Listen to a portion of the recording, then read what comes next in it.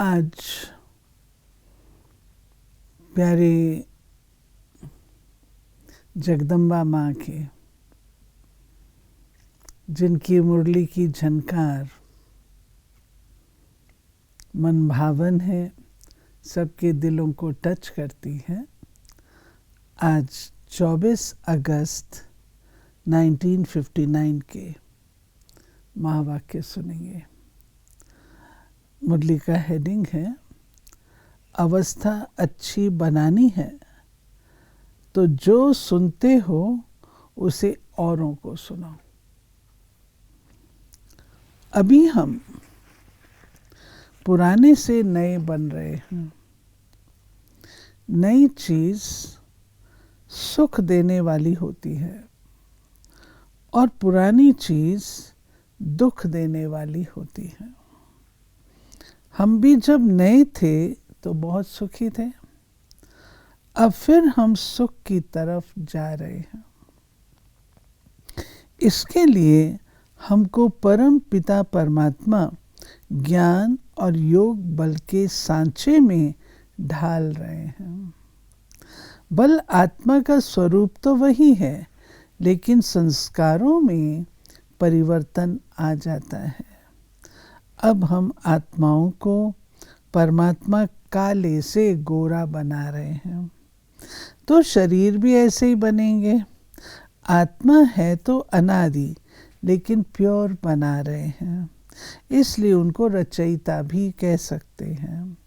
सभी आत्माओं को मुक्ति, जीवन मुक्ति देने वाले वह हैं।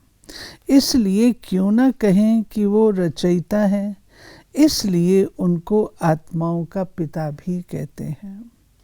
कैसे हम आत्माओं को नया जन्म देते हैं?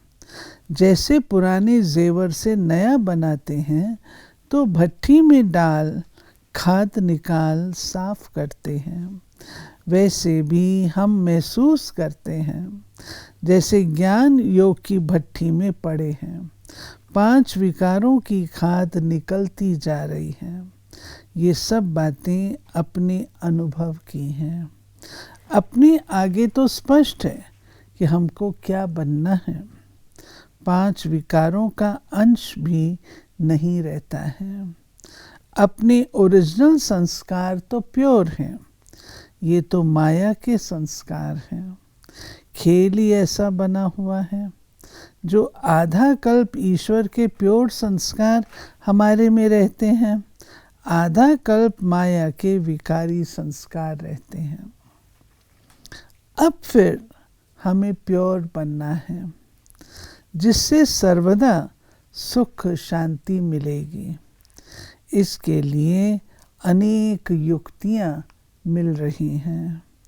जितना मनसा वाचा कर्मणा इस अलौकिक सर्विस में तत्पर होंगे, उतना अपना पुरुषार्थ भी तेज होगा। ये भी युक्ति है।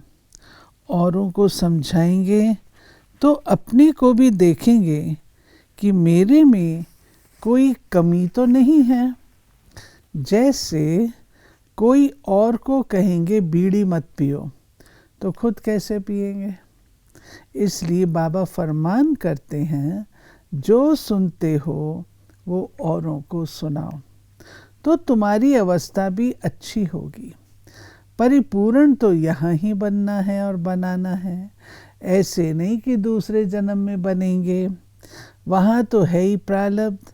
अभी बाप पढ़ाने के लिए सामने है, तो क्यों ना संपूर्ण बने, जो फिर वहाँ सजाएं खानी ही ना पड़े।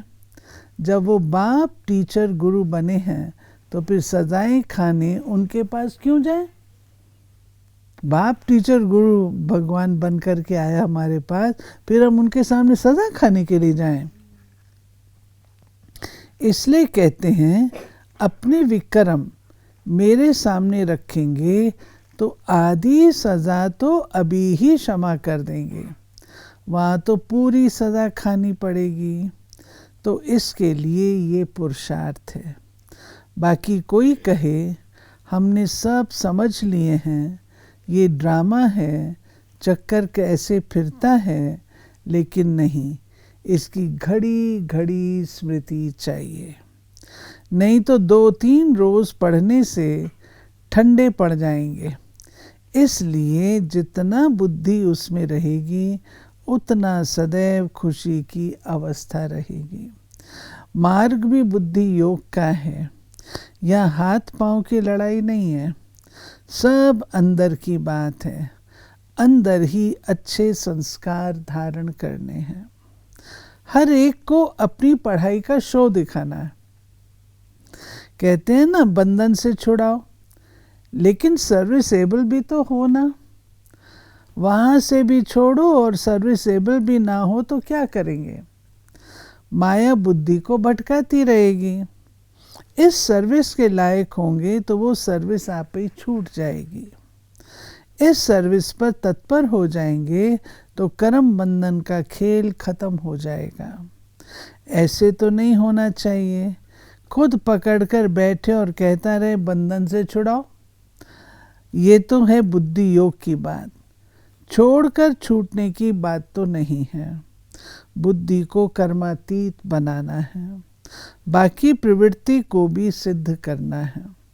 जो कुछ हम छोड़ते हैं अथवा बदली करते हैं वो है इम्प्योरिफाइड कर्म बंधन। उन्हें छोड़ प्योर संबंध लेना है। कर्म सन्यासी तो नहीं है, ये तो सब बुद्धि की सफाई है। इसके लिए ये युक्तियां हैं। ये तो गारंटी है कि विजय अवश्य होनी है। ये तो बीच में विघ्न पड़ते हैं। ये संबंधियों के बंधन न पड़े तो बंधन टूटे कैसे? अपना तो सब में फायदा है।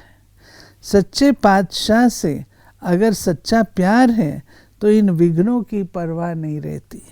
ये कोई मनुष्य से तो प्यार नहीं है। डायरेक्ट सर्व समर से योग लगाते हैं, वही अब विनाश स्थापना का कार्य कर रहे हैं। इस बात को सिद्ध होने में अब देरी नहीं, प्रैक्टिकल दृश्य ही सिद्ध करा देंगे। तब तक अपने निश्चय और हिम्मत से काम लेना है। ओम शांति।